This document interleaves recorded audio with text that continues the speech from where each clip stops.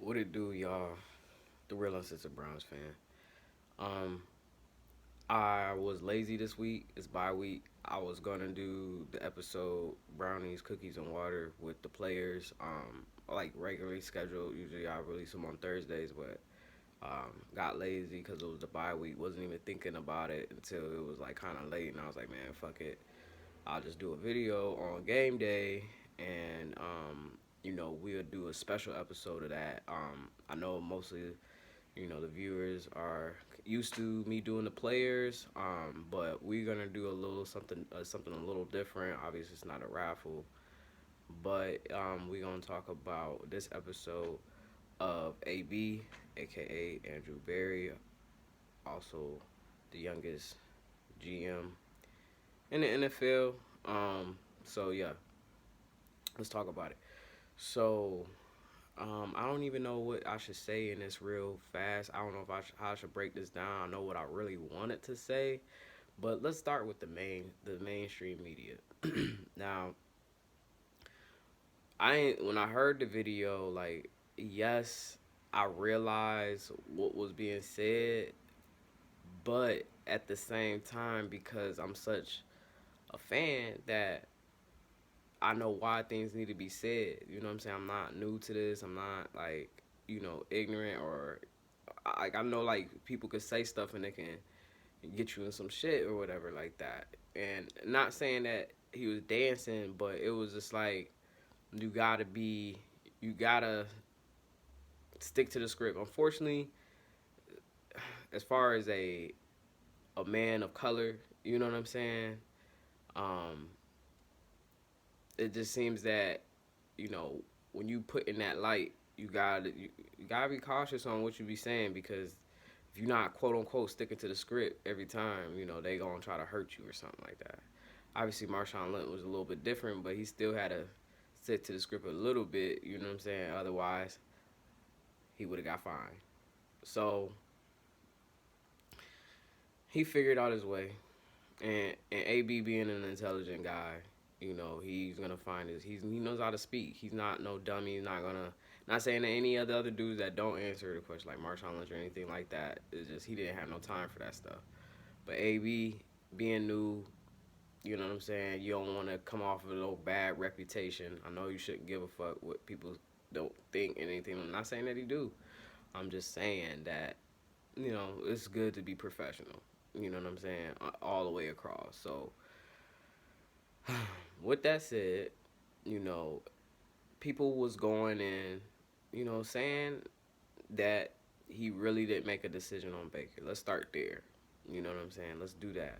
Now, what I'm gonna do is I'm gonna give y'all a translation in the real uncensored Browns term as far as what his answers mean. I want to do this for most of these interviews, but I just don't be. I'm lazy, man. I just don't take the time to want to write. Like maybe I should do it on a computer and then type it because I know I could type a lot more faster than I could write.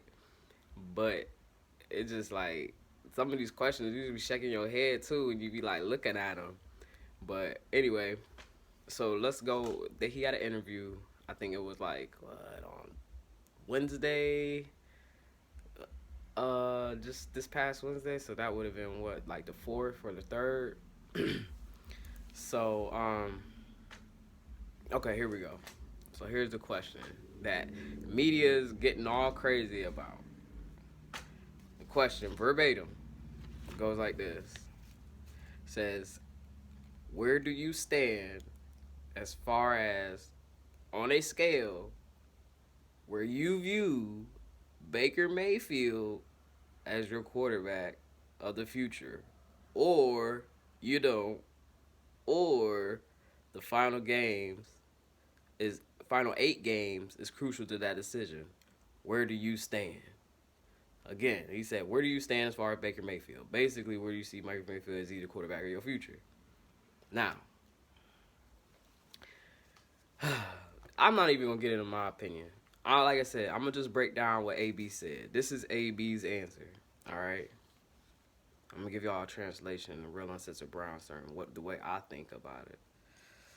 So AB starts off and says, definitely understand the question. Translation, I really don't understand your fucking question.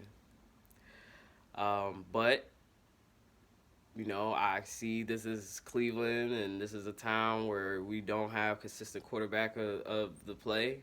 I really don't want to answer your dumb question, but fine, I'll answer your question. Okay? Now, that was then the translation of that. Then let's keep going. He says, definitely don't understand the question. Honestly, I don't get too caught up in that type of narrative. Translation again. I don't know where the fuck this is coming from. I never said that. Who the fuck said that? Who the fuck is talking about whether or not we believe that Baker Mayfield is the quarterback of the future? We not worried about that right now. We worried about the fucking season. What we look like worried about player retention and all this shit like that. Ain't nobody trying to worry about spending money and all this stuff. We worried about winning fucking games. In the translation, all right. So, all right, we going on. Definitely understand that question. I honestly don't get too caught up in that type of narrative. All I know is that Baker has played well and has done a really nice job during these first 8 weeks. Translation, Baker's playing good, like we expected. During the times, as far as what he's all going through, we are taking consideration of everything Baker Mayfield has gone to go through. And during these first 8 games, he's played well. All right, in translation, he's allowed us to play winning football. We've had winning football from that position. Again, before Baker, like I said, we take into consideration everything Baker's been through. This team was 1-31 right before we got him, just 2 years prior, and even before that, it wasn't even much better. So he's saying since Baker's been on the field and he's been a consistent starter and been on the field for at least 2 years straight, going on 3, we've had winning football. In the translation, I expect him to keep doing that over the second half of the year. Translation, I'm not worried about Baker. I expect him to keep progressing. I know who Baker is. Even though y'all claim that I was not a part of drafting him, I so much was a part of drafting him. Anyway, look, we will be in a good place as a team in the organization if that's the case. Saying, once we get this thing on track and we make these improvements like I anticipate that we will, y'all can shut the fuck up and quit asking about this shit all the damn time. And then y'all gonna be turning around saying, oh, Baker Mayfield, just one of the greatest. He's one of the greatest. It's Tom Brady. The Cleveland Browns, the way that Baker Mayfield lead this team and his moxie and his, it's going to be over. Basically, y'all going to be shutting up. Everything going to be on hush and y'all going to keep quiet. In the translation.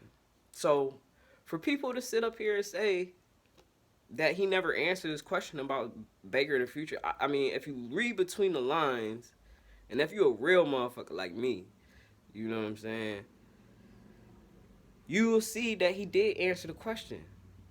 No, he didn't claim out, straight up say, oh, because things can happen, you know what I'm saying, and then y'all could change that shit later, you know what I'm saying, maybe Baker could fuck up, not saying that he would, but maybe he could get in some dumb shit, you know what I'm saying, and where it's well, I thought he was supposed to be your quarterback of the future, and it's yeah, but, you know what I'm saying, the dude facing felonies, what the fuck, you know what I mean, what's going on?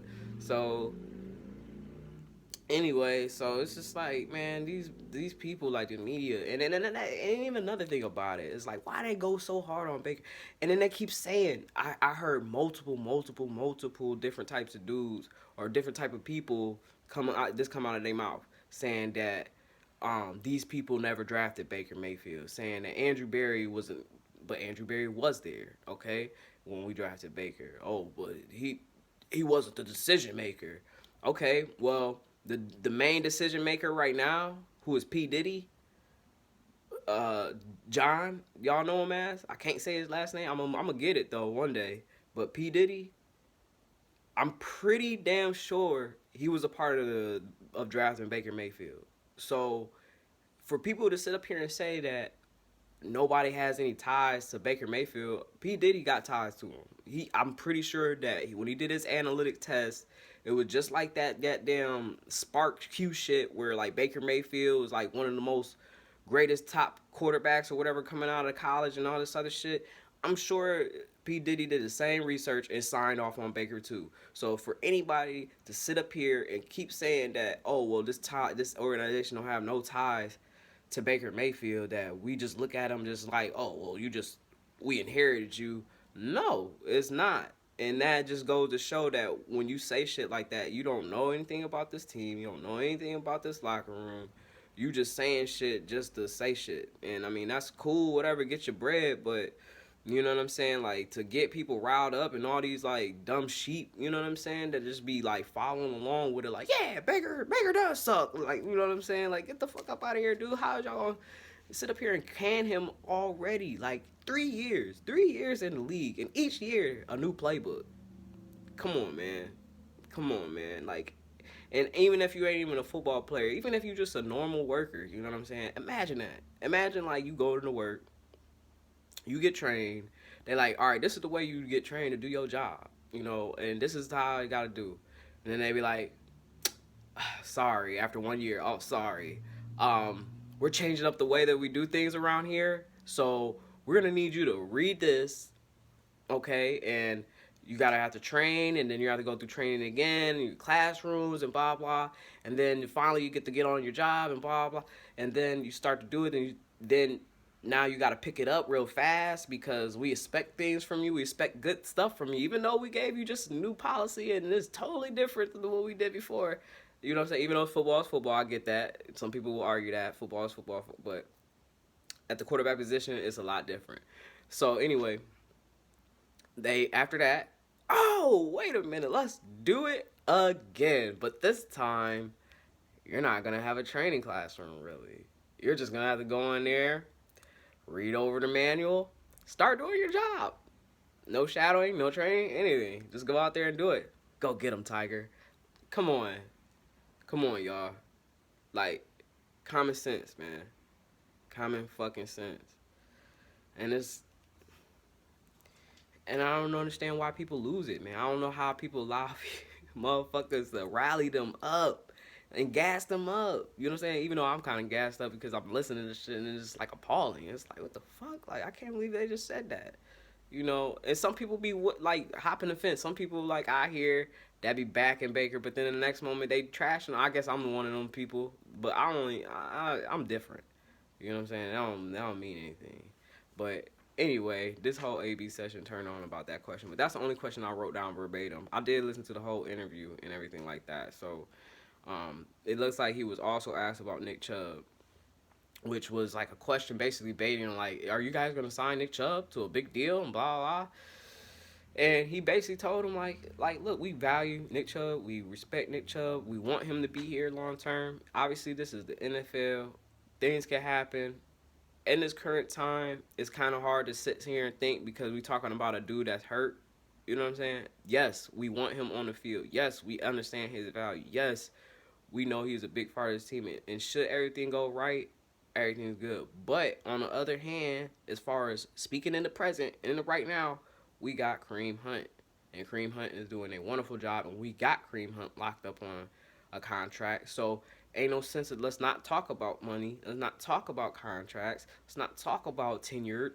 Like, let's talk about winning these games that's in front of us. Why is everybody already thinking about the offseason? You know what I'm saying? And then, the first questions, too, about trades. Oh, well, you know, how close were you to making a big trade and blah, blah. Like, I get it. The defense ain't as great as we want it to be. I think what we like, number one in turnovers, though. But, yes, there's definitely improvement. And he said that. So, it's like, given the circumstance and the situation, even if we trade, what would a benefit of trading for a guy that doesn't know anything in the system, came from a different system himself, to just come onto a team. Like, not everybody is a drop in, plug and play. Like, oh, like just a fucking genius wizard. You know what I'm saying? Some people don't fit in certain schemes. I mean, Ronnie Harrison was an exception. You know what I'm saying? Because he just, those are the type of people you need. Those are the people that you want. Is people that love football. Like, you know what I'm saying? That just live, breathe, and just think like, all right, man, I love football, man. That's what I want to do. That's my passion. That's me.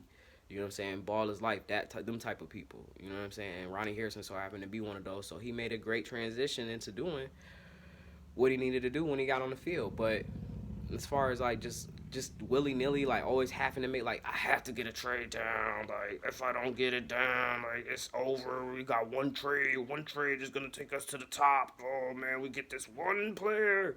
Yo, I know it. I know that we about to go to the top. You know, nothing can stop me. I'm all the way up. Like what the fuck? It's crazy, man. It's just getting on my nerves. But um man, shit. And then there was another question. All right, this one is kind of verbatim.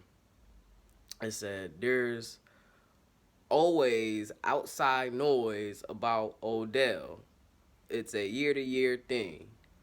Do you see him as a long-term piece?" Now, everybody always trying to get Odell out of here, man. And that's the thing. Like, it never stops. Like, Odell, like, I think Odell ain't supposed to be on no NFL team because it seems like any team he go to, they be like, oh, they need to get rid of him.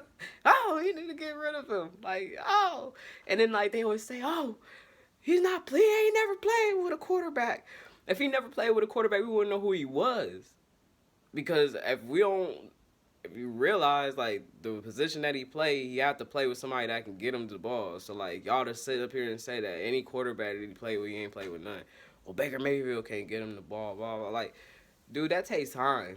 You know what I'm saying? And we ain't had a whole lot of it. He was injured when we first got him, coming off surgery. Really didn't play in OTAs, PT, or any of that shit, getting reps. You know what I mean? Then this year, you know, pandemic, whatever, and then we don't have any OTAs or anything like that. It's like, right, that stuff, you know what I'm saying? That stuff contributes to stuff. It's like I said, man, you get dropped onto a job. Not everybody. Some people, but not everybody jump into the job and do their job stellar, correctly, right on the spot. Like, everything is gold. Everything money, Midas touch. You know what I'm saying? Like, no. Sometimes you got to make your errors. You got to make your mistakes so that you can be like, all right, I know not to do that shit again. You know what I'm saying? Or I got to make sure I look for that next time because if I overlook that, I can make a mistake, blah, blah, blah. You know what I'm saying? People be wanting people to be so instant in the NFL, and I get it. Like, it stands for not for long, but what we gone through, what you say not for long, we've been bad for a long time. So NFL don't apply when it comes to the Browns because we've been bad for a long time and we finally fucking making the transition and it just seemed like nobody's satisfied with it. Nobody. Like, everybody got to find something to fucking point at. You know what I mean? And then, like I said, if they ain't real fans or they really understand what is fucking going on around here, they just like the sheep that just listen to everybody else say and they really don't got no real backing, no backbone, if you will. You know what I'm saying? As far as, like, stand up for your team, quit acting like all these motherfuckers is right all the time, because they don't be. Just because they on a goddamn TV and they got a big-ass head don't mean that they fucking smart. Like, the fuck? So, know your shit. Know your team, man. Do your own research, man. People stupid. Like, watch the game. Shit, always getting drunk, always want to tell jokes and stuff. Oh, I'm just here just because it's a social event. Like, fuck, man. Like, I mean, I get that. Like, yeah, you want to have some goddamn fun, but, like, shit, I don't know. I love watching the Browns, man. That's my team, man. I just, even though they lose, sometimes they make me frustrated. They piss me off, but, hey, ain't nothing like a Browns game because when we have our highs, motherfucker, it be our highs. When there's our lows, we be feeling low, but then, like I said, hearing motherfuckers like number 4 and shit kick the field goal, get everybody all wild up, motherfuckers is crazy. Like, shit, that's what Parky need to get on, but, you know, I ain't gonna put that pressure on them. Anyway, this is what he said. There's always outside noise about Odell, year-to-year thing. Do you see him as a long-term piece? The question is, or AB answered, this is a question I've addressed every week. Saying, God damn it, motherfucker. Like, why y'all keep asking me this shit? Like, I'm tired of y'all asking me this. He says, since I took the job, really. So he said, this is a question I've been asked every week since I took the job. Really, at this point, I really don't see a difference. Basic translation saying, I'm tired of y'all motherfucker asking me this shit. I don't know where this stuff is coming from. It didn't come from me. Y'all ain't talked to me. This is y'all first time talking to me in I don't know how long. And since I even took the job, y'all asked me this then, and I ain't changed my opinion on any of that. So stop asking me. And then MKC comes in. Ah! And was like, please just move on. But and then after that, they was asked about Jed, and I mean, I ain't really gonna say too much on that because I always thought like it was gonna be a transition, but the thing is that AB switched the focus to Callahan and Bill Callahan and the other dude behind him. I forgot what his name was. Should have wrote it down, but he's saying that he's making a transition, and the offensive line is playing well. Not great, but definitely well. You know what I'm saying? Great as far as run game, but Jed do need to finish his blocks more. You know what I'm saying? Once he finishes blocks all the way through, he'll have way more pancakes. His stat sheets would be off the roof, but he don't finish his blocks. He'd get him on him, and he'd push him a little bit, but follow that bitch all the way through. Like, be a stat sheet stuffer. Like, I don't give a damn, you know? But, yeah, man, I mean, overall, my whole feelings towards AB going into 8 weeks, I mean, he made a lot of good moves, you know what I'm saying, as far as what this season has been like. You know what I'm saying? You can't sit up here and judge him harshly because, like I said, this is a time where it's like I said, everything new. You know what I'm saying? You gotta adjust, and I think he's doing a well job. I think he's doing as good a job as anybody could really do in this time. And we're 5-3. I mean, let's not forget that. And I think he got everybody's aligned. Like I said, P Diddy doesn't get thought about most of the time. Everybody just talks about Baker and Odell and shit like that. They don't realize that we do got a solid structure now. You know what I'm saying? And let's see how long we at least need 5 years. I'm talking about 5 years with Baker, 5 years with P Diddy again, and 5 years with AB, and 5 years with Kev. Everybody need 5 years. You know what I'm saying? This needs to be a 5-year plan. I get it that people feel like a window's closing because of the talent that's on the team and age and all that other stuff, but I mean, you can't. Give me stuff seasoned all day. You know what I'm saying? Stuff that's like seasoned, nicely marinated. And don't give me nothing raw. You feel me? Like, we don't need no raw. It take time to cook something good. You know what I'm saying? It take time to have a good meal. And that's what we trying to prepare right now. Is a good ass fucking meal that we can eat on, and we eat on it for a while. You know what I'm saying? So.